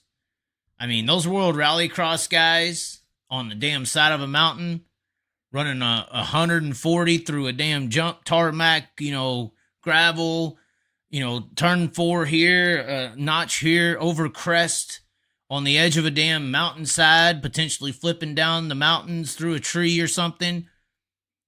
I don't know if those guys are better than Formula One. or Formula One's better than those guys. I think those guys could potentially be the number one drivers in the world. World Rally, what is that called? WRC, what is that? World Rallycross? Is it just Rallycross? World Rallycross WRC. So I might put those guys above everyone if you want to just talk about straight up driving. Because they're running dirt, they're running asphalt, they're jumping through the sky, they're 140, the danger elements there because they're located on the side of a mountain, in the ice, in the rain. It don't matter. So probably the number one drivers in the world are the World Rallycross guys. Out of everyone. F1, dirt, everything. Makes PA to the ocean look like cake. Yes. Island of Man's TT is insane. Then do you want to bring up the motorcycle guys? Although I don't know if that's steering of a wheel, that's leaning of a car and a bike and bars. So two wheels is completely different, so. But anyways, I don't know the schedule. Let me know what you think the schedule is. Facebook, Long Live the Chaz. Chaz Thompson, my personal name on there as well. Long Live the Chaz on Twitter and all these other things. I found out South America has sprint cars. Peru, they don't have sprint cars. They have like some weird kind of like buggies, almost like Formula 500s from Australia. Kyle seems more neutral and tight-lipped interacting with fans compared to the other drivers when I met them. Is that just because he's instructed to be that way, or is PR, or is he shy? I think Kyle's wore out, guys. I think Kyle's personally tired of dealing with people all the time, consistently talked to, kissed ass, loved, praised, talked to, interviewed. World Rally Championships. Thank you. Just all over the damn block. I think Kyle Larson's just tired, guys. He's just tired.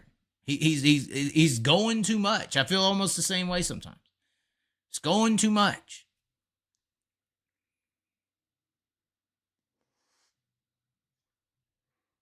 I do think that Kyle and High Limit is making lazy promoters even more lazy. I do agree there. I don't feel like you can say Super Late Model 410s are different levels. It's the same caliber, different sport. Yeah, but it's different driving styles. Obviously, a solid rear axle versus a 4-link is completely different. Staggered rear tires versus, not as much. I guess they are staggered in late model racing. It's a full, wide body, a fendered vehicle.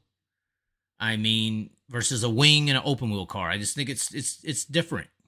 And I do think as far as levels, I think super late model racing is more difficult than 410s simply because they have the depth of their fields.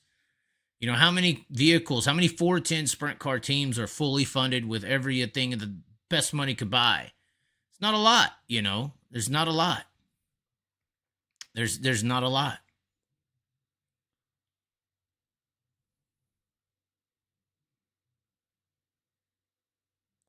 Cuddle says, I still can't believe you don't have a job. Have plenty. I have like 7, actually. Nate, which one do you want to point out? I have like 7. Website manager, marketing director for 2 of those websites. Obviously production. Obviously music. Obviously content creator. Obviously Uber Eats driver. Obviously commercials. Logos, graphic artist, graphic design. Which one do you want? Swiss Army knife over here. What happened? What ended up happening with Sweet's crew guy in the weight situation? No one's talked about it. It's gone.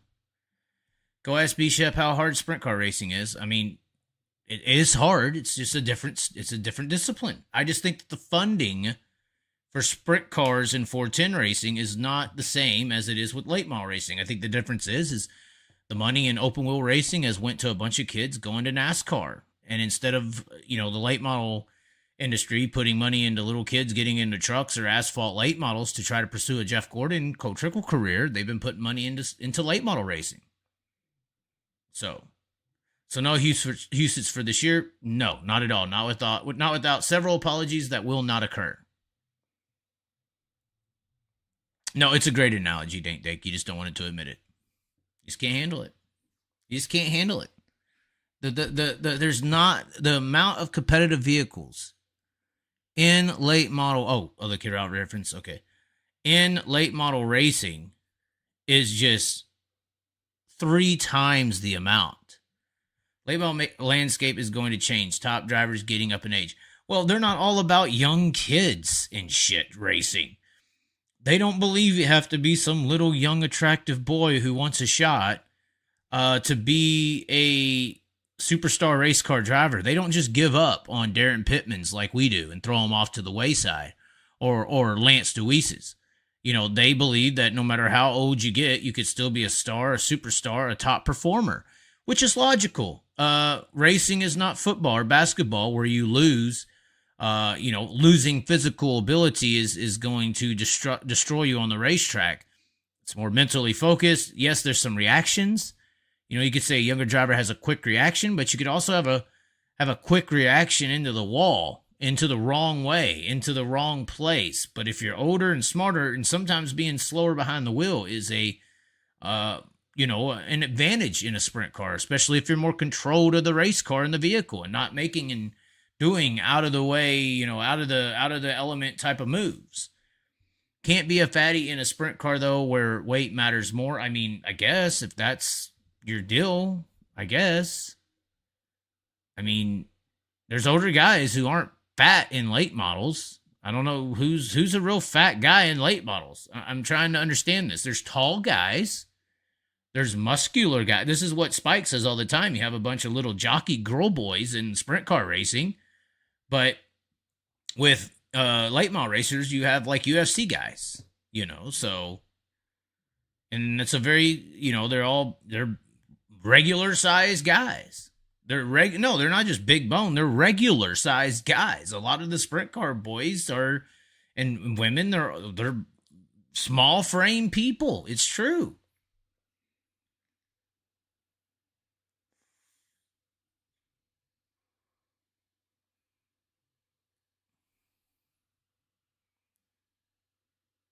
Drivers up. Dale McDowell's 58 years old and still whoops ass in late model. Exactly. Yeah, I don't discourage drivers being 45 and badass on a racetrack. I think we need to support those people a little bit more because it gives hope to those guys who get out of high school or college at 2024 and they're like, hey man, if I save up a couple $100,000, get a race team together by 25 or 30, I can go still be a race car star with this natural skill I believe I have. And if it takes me 5 years, I'm 35. By the time I figure out how to start winning with this skill, I could still be a star. I think you're going to find more talent with that kind of, way of being. Not, I got to be 18 and a kid. Then you siphon out to be a star in the sprint car world. Then you siphon out all these people with natural talent who didn't have sprint car money at 16 or 18 years of age. This is insanity. That is illogical. That's how you're losing talented drivers from your sprint car racing and NASCAR and all these racing industries is by trying to siphon out talent at the age of 18 to 22. It's just not possible without all of those people being financially supported in a very, very secure way. There's no earning it. There's no way you can earn enough money to get a sprint car team at 18. So you're setting your sport up for privileged yuppies. And that's just that's what's happening.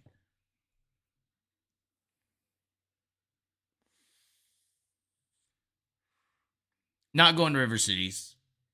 Name a high school student who bought a 410 sprint car. None of them. None of them at all.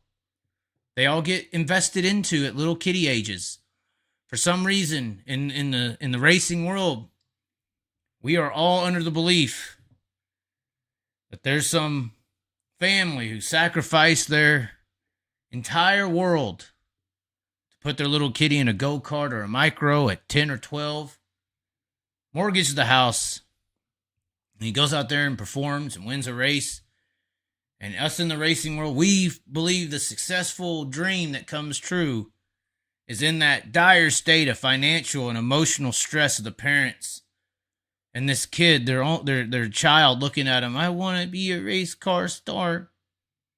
In this dire moment, we believe that the dream is some old man walking into the pitting area of this impoverished family and wanting to invest millions or hundreds of thousands of dollars into this little young 12-year-old boy because he's a big fan.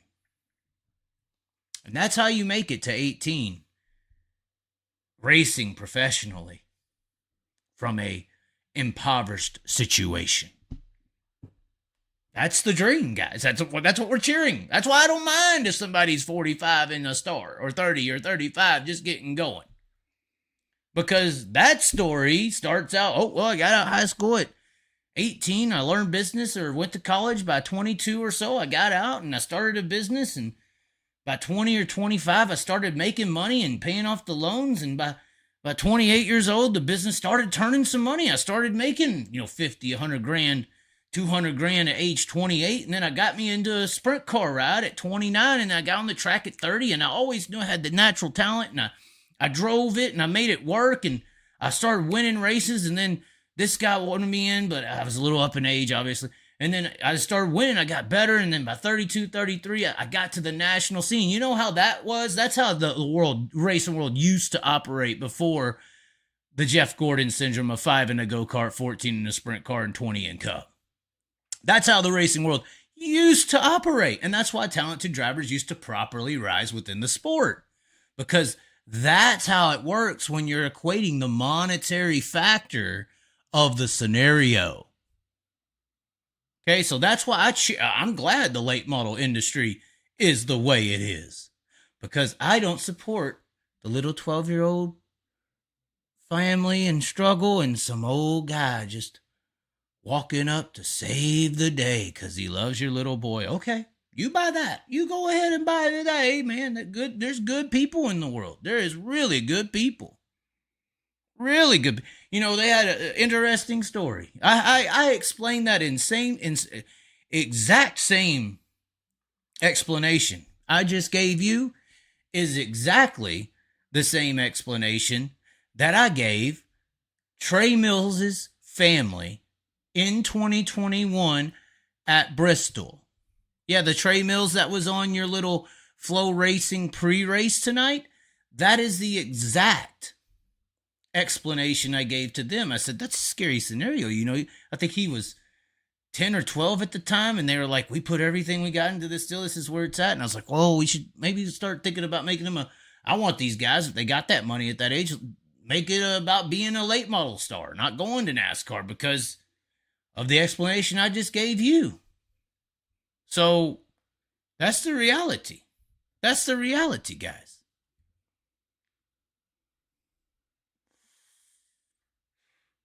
Final thing for me, how do you think CJ Leary will do in the ABR LI-55? I really like that car and want to see someone take it to victory lane. I didn't even know that was happening. Where did that come out? Did they say they were going to do that? Robbie Griffith said there is so many talent, and obviously CJ Leary ain't did much in a wing car. So there's so many talented drivers at local shows that don't get the funding some guys get, but they are still having fun with what is handed to them. Well, I think those local guys have earned what they got. That's the difference. I think we need to support those who earn it. One copper. Let's see what they said. Nephew raced IndyCar. Great sponsorship, but mom, dad, grandma, and grandpa got strapped out. Yep. Would you move to North Dakota and work for Donnie full time? No. Does Chris Bell Racing at Millbridge recently tell you anything? Not really. I don't think they're going to let him do much outside of that. I think Dirt Tracker was right on his analogy. Oh, my God. Cuddles. There's a 16-year-old racing the dream this weekend, Trey Mills. Yes, the same Trey Mills I talked to when he was 12, 13 years old and their family spent everything they have or had. That's a guy. It seems like they're still trying to push to the asphalt, but no, this needs to be okay. You're the next superstar of late model racing. Let's go. That's how you need to start building these kids into, and that way everyone can have an equal opportunity to perform. And I think dirt racing, with the cost situation of what it is, even though it's $120,000 for a late model, somebody could logistically kind of work their way to afford that. So you can have an equal playing field as long as you don't stifle it into something else. This puppy love between Cuddles and Chaz is just so sweet. These small guys got garages bigger than my house. This is true. Unfortunately, racing is kind of expensive. Chaz and Donnie make good content. Chaz should move and work for one of his nope, not doing it. Not doing it. That's bending to the will of the man. Even Donnie is the man in some cases. But anyways, that's going to do it. We almost got to 2 hours. We're going to go ahead and stop. We got to stop. Nobody's calling in. Nobody's doing anything. You can buy a really good super for 30 grand used. No, you can't. You can't buy a good super for 30 grand used. A good super used is going to be 65 for a good one, I would say. A good one right off the showroom floor is 120. That's almost half off. So it's millionaires versus multimillionaires. I mean, in some cases, yeah, in some. But you could do the Ricky. This is why I like Ricky Thornton Jr. Ricky Thornton Jr. had an IMCA modified. Cheap IMCA modified. Went to Iowa on a flatbed trailer and raced his way all the way to where he is today. Whooped ass on that modified level. Got advanced into late models and started whooping ass and got everywhere he is today. And that is the career path we need to support so that other guys who are winning, like others like Dallin Murdy and others in these lower divisions, start getting proper advancements throughout our form of motorsports. And that's what needs to happen, in my opinion. Instead of when a ride becomes available in super late models or 410s and we're looking for another guy or something like that, advance somebody up who's winning in 360s or winning in 305s or winning in 604s or winning in IMCA modifieds or USRA or that OHMS or whatever, who's winning in these lower divisions so that we could properly, get things back to where they are. I understand 60 grand for an IMCA modified, but I believe Ricky Thornton sold that car that he had that he won all those races in. He sold it for like $25,000, $28,000, race ready turnkey that he won the IMCA Super Nationals with. So you can get it done for less than that. I'm just saying, guys. So, but these guys who go in these divisions, these IMCA modifieds, 305 stock cars, 604, 602 late models, the winners of those divisions need to start being properly advanced up by the car owners of the higher ranks of both the fendered and open world divisions, like Ricky Thornton Jr. did. And I think that's why the Ricky Thornton Jr. career path is the career path that is properly going to allow motorsports to operate. Personally, that's what I believe. UMP versus IMCA. Yeah, UMP modified, it's going to be hard, but I still know guys, $35,000 UMP modifieds, whooping some ass on those guys with all the money in them. It takes a smart guy. It does take a smart guy. What the fuck? I just got a J. Davidesian ad from YouTube. J. Davidesian needs to be our next superstar of sprint car racing. Apparently, the money is run dry. She gets nowhere to go. That's what I'm hearing.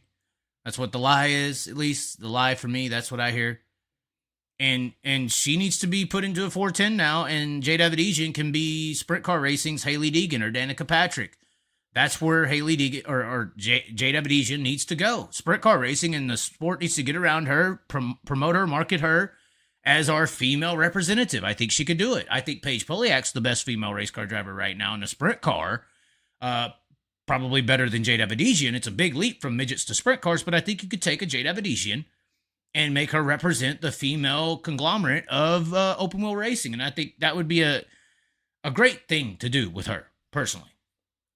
Brady Bacon needs to move up, or USAC Racing needs to step up how they're operating and the things they are doing.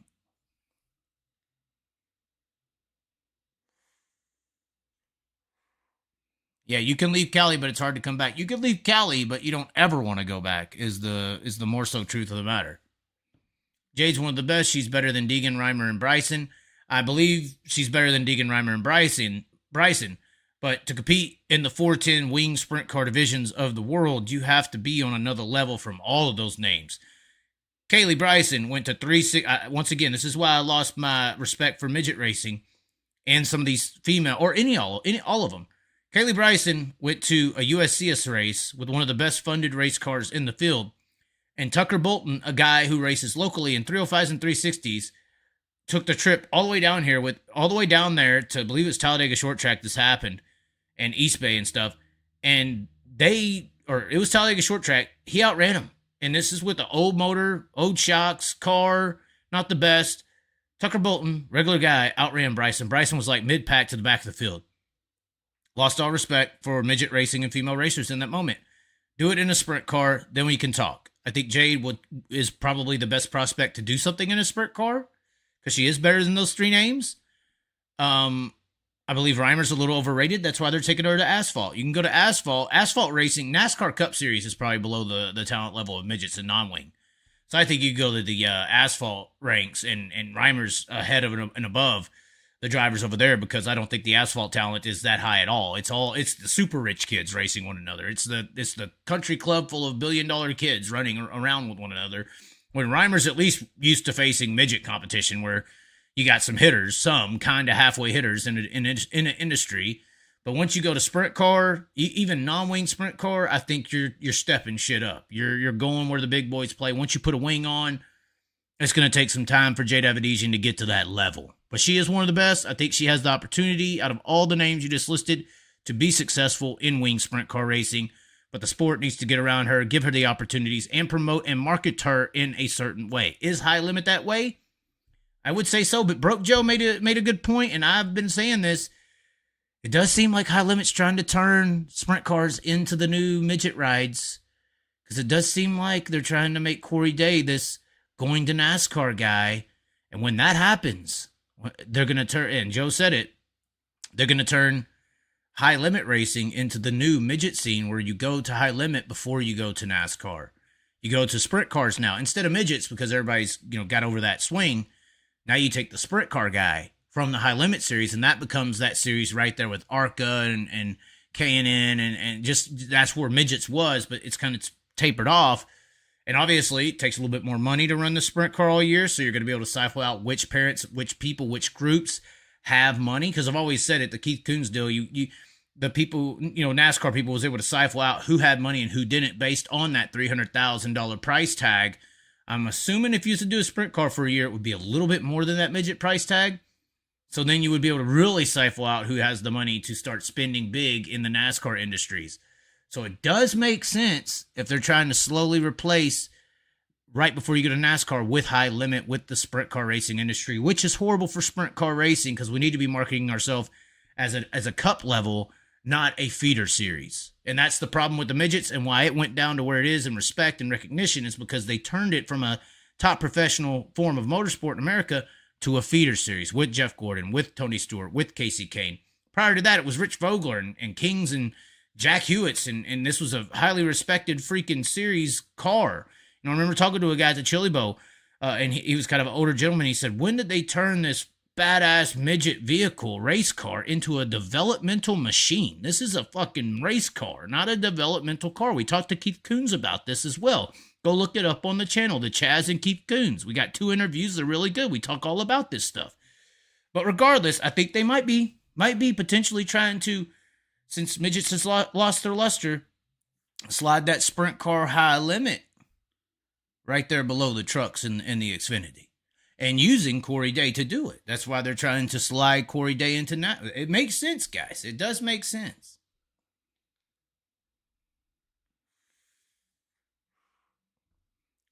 Oh my God, I watched the video about Callum. He seems so talented. Chaz, can you get his autograph for me? I do have to say that to Spike. I did go back and watch my content after he said, you and Jeremy Elliott hyped him up. I did call him that guy. And I did have very high hopes for Callum. I was very hopeful for Callum. And when I watched him, he was that guy.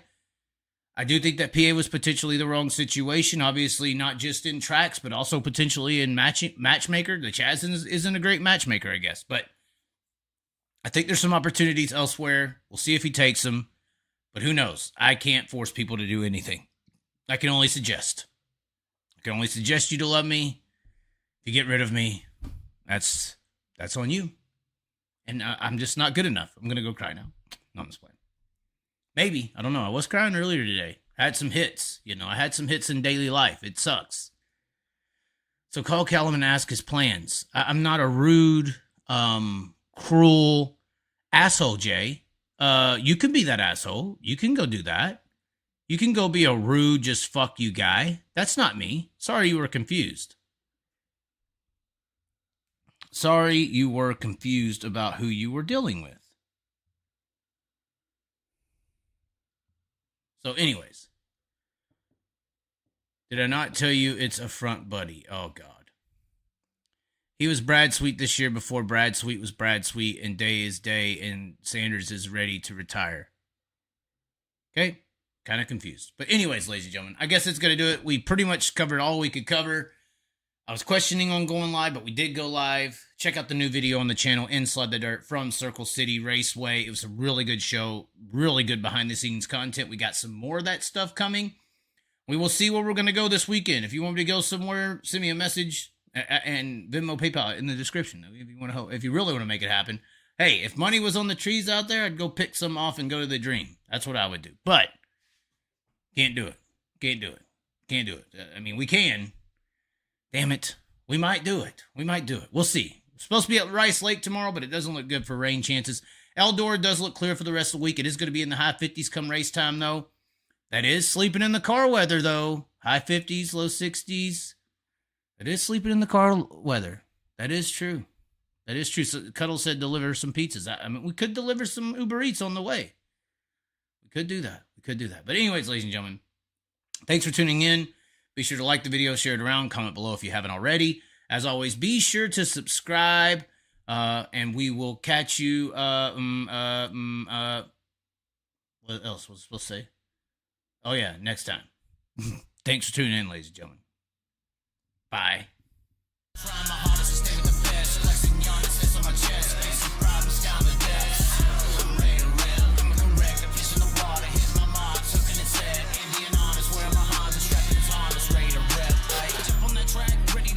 Ready to rip, ready to reach. Place my bets, hey, you never know when playing on hopes what you could achieve. Making the goal, peace with the soul, don't matter the bottom with what you believe. Cause if I'm taking it all in, the calling is harder with nothing that's harder than free. Not giving up, no, don't trip, gotta go.